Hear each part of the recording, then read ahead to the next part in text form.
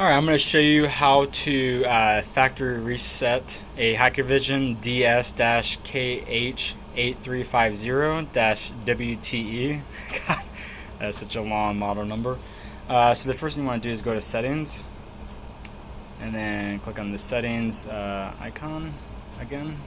Then go to configuration. The default admin password, unless you changed it, is going to be 1238. So 3 8s and then 3 9s. So 1 2 3. So it's 888999. Then hit OK. And if it's the default, then you get right in.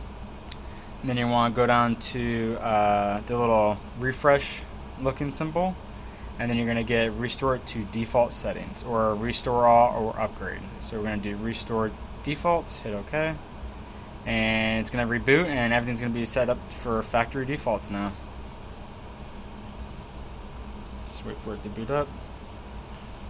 We actually have another one here that we're going to do. We have a lot of these. Configuration, like I said, 888999. OK, and then hit the refresh symbol and then do restore default settings, hit OK.